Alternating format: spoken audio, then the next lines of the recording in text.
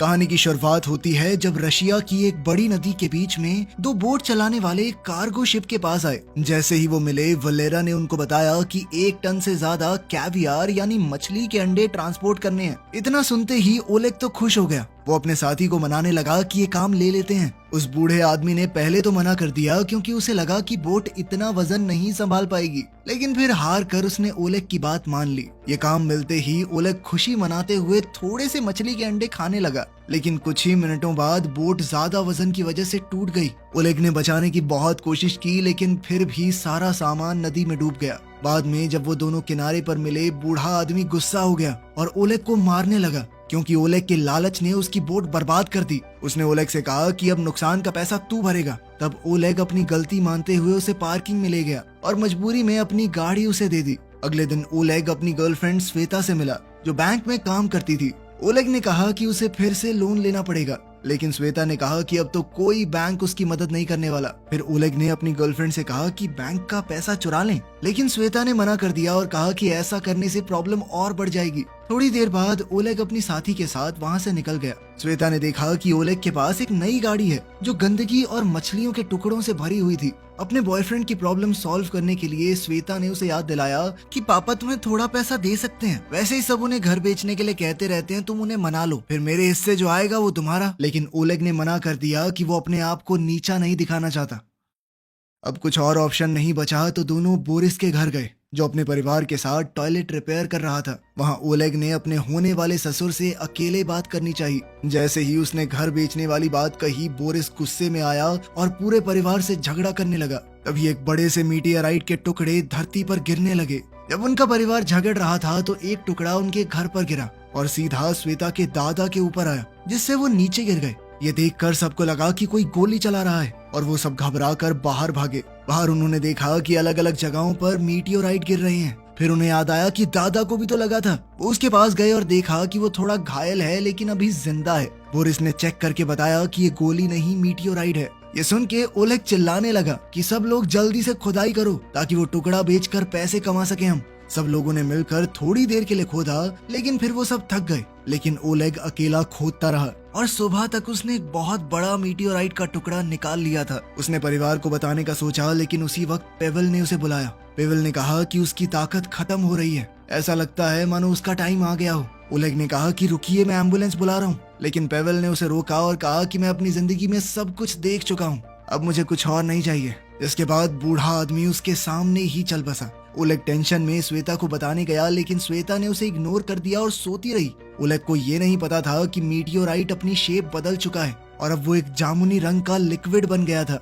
Oleg ने फैसला किया कि वो इंतजार करेगा जब तक पूरा परिवार उठता नहीं। थोड़ी देर बाद वो भी सो गया। फिर टैलिक ने उसे जगाया और कहा कि यहाँ कुछ बहुत गलत हो रहा है। टैलिक ने पूछा, श्वेता कहाँ है? जब ओलेग ने बेड देखा तो पता चला कि उसकी गर्लफ्रेंड गायब हो गई थी। वो अपने ससुर के साथ नीचे गया। टैलिक ने बताया कि कुछ मिनटों पहले बोरिस ने गलती से वो लिक्विड गिरा दिया था और उसके बाद से बहुत अजीब चीजें होने लगी हैं। फिर ओलेग ने देखा कि शाशा, परिवार की सबसे छोटी लड़की, अपने हाथों से लोहा तोड़ रही है, जैसे उसके पास 100 हाथियों की ताकत आ गई हो। थोड़ी देर बाद ओलेग ने देखा कि रीटा सीढ़ियों की रेलिंग के पास खड़ी थी और उसे लगा कि शायद श्वेता के साथ कुछ बुरा हुआ है। वो बेडरूम गया, वहाँ उसने श्वेता की आवाज सुनी, लेकिन वो दिख नहीं रही थी। वो कुछ समझ नहीं पाया, पर तभी नीचे से चिल्लाने की आवाज सुनाई दी। वापस नीचे आकर ओलेग ने देखा कि बोरिस एक कमरे का दरवाजा तोड़ने की कोशिश कर रहा है। अंदर से रीटा जोर जोर से चिल्ला रही थी। घबराहट में बोरिस ने जोर से दरवाजा तोड़ा और सबने देखा कि रीटा छत के ऊपर तैर रही थी। वो चाहकर भी नीचे नहीं आ पा रही। सब मिलके रीटा को खींच के डाइनिंग रूम तक ले आए। वहाँ उन्होंने देखा कि श्वेता का आधा शरीर गायब हो गया है। ये देखकर सारा परिवार चिल्लाने लगा। उसी वक्त वो बूढ़ा आदमी जो मरा था, पेवेल, वापस आ गया, जैसे वो दोबारा जिंदा हो गया हो, और ओलेग घबरा गया। इतनी उथल पुथल में सब रीटा के बारे में भूल गए और उसे छोड़ दिया और वो छत के छेद से बाहर निकल गई। वो हवा में उड़ती हुई थोड़ी दूर तक गई, लेकिन उसकी पावर अचानक खत्म हो गई और वो नीचे गिर पड़ी। उसके बाद श्वेता फिर से दिखने लग गई और पेवेल दोबारा जमीन पर गिर गया, मानो वो दूसरी बार मर गया हो। रीटा को बचाने के बाद परिवार अब एक साथ बैठ गया और सोचा कि शायद मीटियोराइट ने उन्हें सुपर पावर्स दे दी हैं। तब उन्होंने देखा कि टैलिक और ओलेग के पास कोई पावर नहीं है। वो समझने की कोशिश करने लगी कि ऐसा क्यों हुआ। इस बीच श्वेता ने फोन करके एम्बुलेंस बुला ली। उस वक्त ओलेग ने देखा कि जैसे ही श्वेता परिवार से दूर गई, सबकी पावर्स खत्म हो गई और साथ ही पेवेल फिर से लुढ़क गया।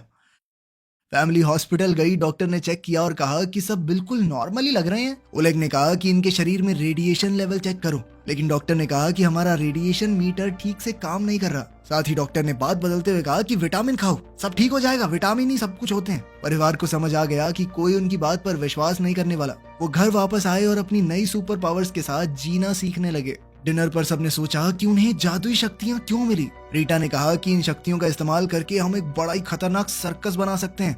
ये सुनकर टैलिक गुस्से में आ गया और उसने रीटा का मजाक उड़ाया। रीटा ने उस पर हमला कर दिया और दोनों भाई बहन लड़ने लगे। इस बीच साशा ने अपने दादा की लोहे की छड़ी तोड़ दी। दादा को गुस्सा आ गया और वो उसके पीछे भागने लगे। थोड़ी देर बाद टैलिक ने अपने कुत्तों को खाना खिलाया और रीटा की हरकतों के बारे में अनाप शनाप बोलने लगा। तभी उसका एक कुत्ता उस पर जोर से भौंकने लगा, जिसके बाद उसे पता चला कि वो कुत्तों की हर एक बात को समझ सकता है और उसे समझ आया कि उसकी सुपर पावर ये है कि वो जानवरों से बात कर सकता है। अब खुश होकर टैलिक ने ये नई खोज पूरे परिवार को बता दी। अब ये जानने के लिए कि मीटियोराइड ने उसे क्या ताकत दी है, ओलेग ने जमीन से एक लोहे का टुकड़ा उठाया और अपने हाथों से उसे मोड़ने की कोशिश की, लेकिन वो नहीं मुड़ा और फिर शर्मिंदा होकर वो घर के अंदर वापस चला गया। सुबह ओलेग बाकी परिवार को जगाने लगा, लेकिन जब वो पेवेल के कमरे में गया तो उसने देखा कि बूढ़ा आदमी रस्सी से लटक रहा है, लेकिन फिर भी उसे कुछ नहीं हुआ। अब वो अमर हो चुका था, किसी भी तरीके से मर नहीं सकता। जिसके बाद उसने ओलेग से कहा कि बेटा मैं मर तो नहीं रहा, लेकिन रस्सी से मुझे छुड़वा दो। उसी वक्त बोरिस टॉयलेट पर बैठा, लेकिन अचानक वो टेलीपोर्ट होकर बाहर चला गया और फिर हैरान और परेशान होकर वापस बाथरूम में आया। जब वो फिर से टॉयलेट जाने की कोशिश करने लगा तो फिर से टेलीपोर्ट होकर बाहर आ गया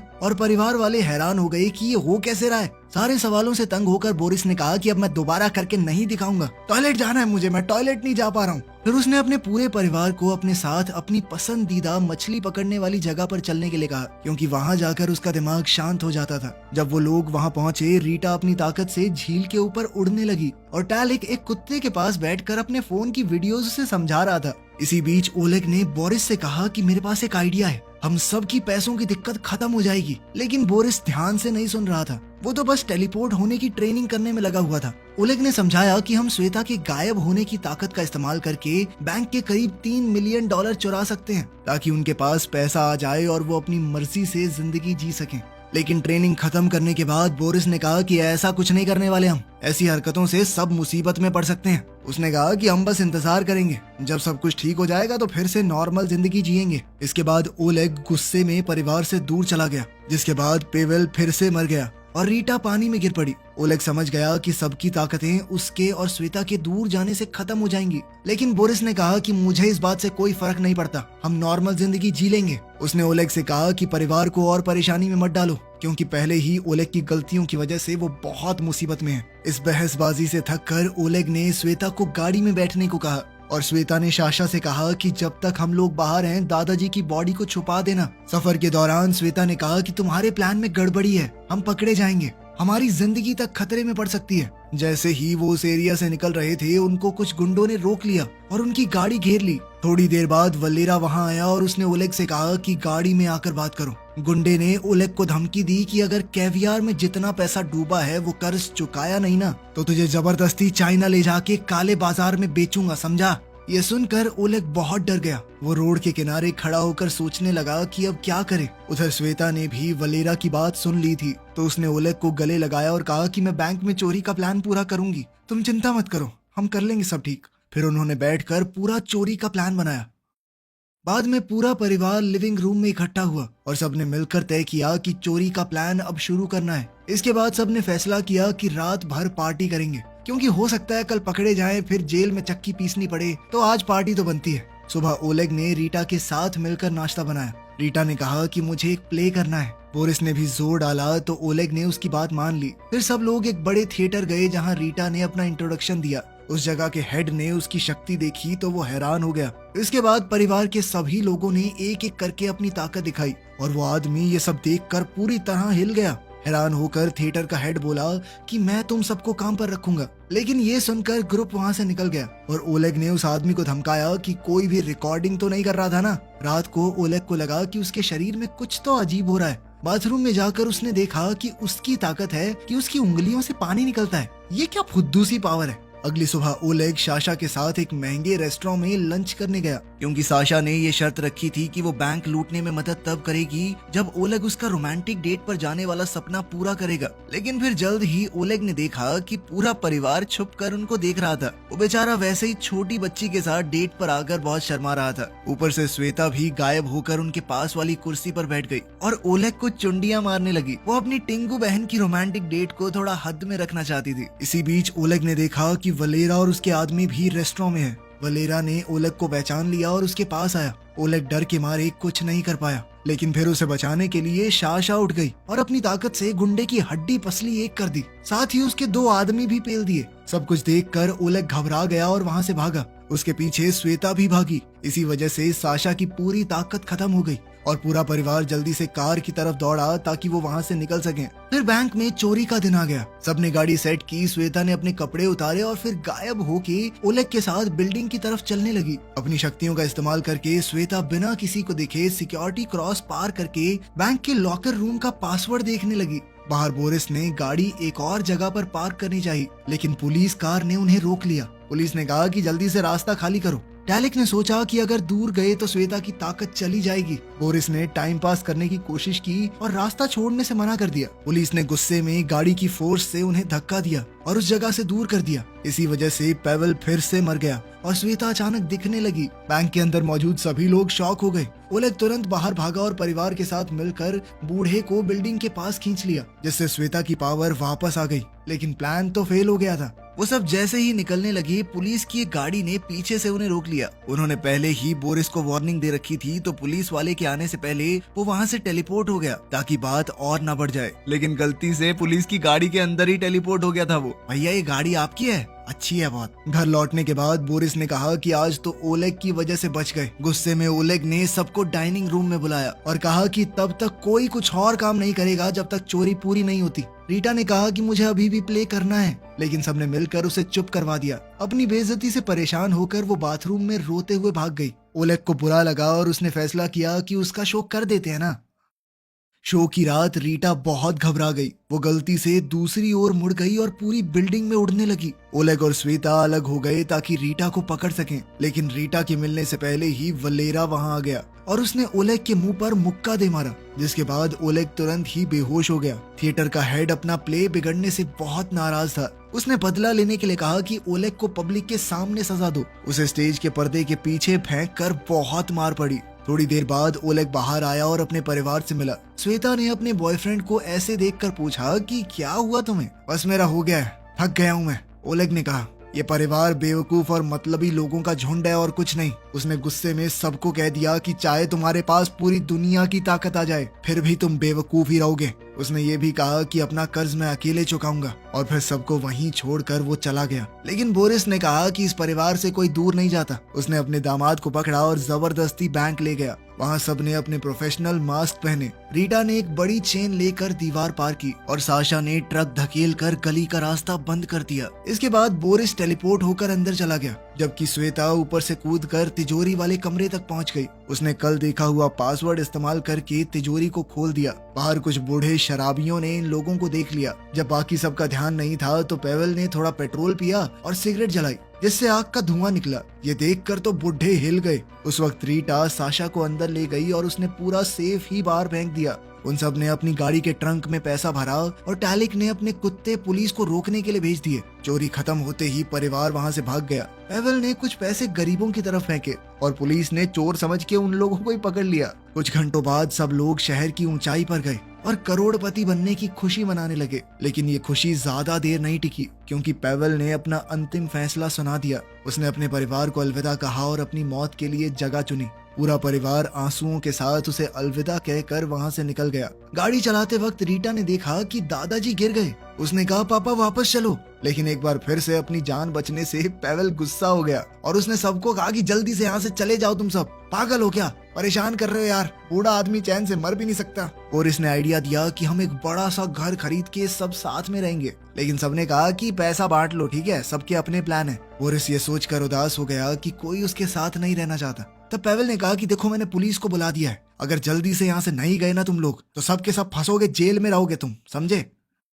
रास्ते में श्वेता ने ओलेग से कहा कि अब मैं तुम्हारे साथ नहीं रहना चाहती। उसने पैसे ओलेग को देकर गाड़ी से निकलने को कहा। वो अभी भी ओलेग की बातों से बहुत दुखी थी जो उसने पिछली रात कही थी, और वो तो उसे छोड़कर हमेशा के लिए जाने भी वाला था। ओलेग गुस्से में अपना हिस्सा लेकर निकल गया। उसने वो पैसे वलेरा का कर्ज चुकाने में लगाए और उससे सुलह कर ली।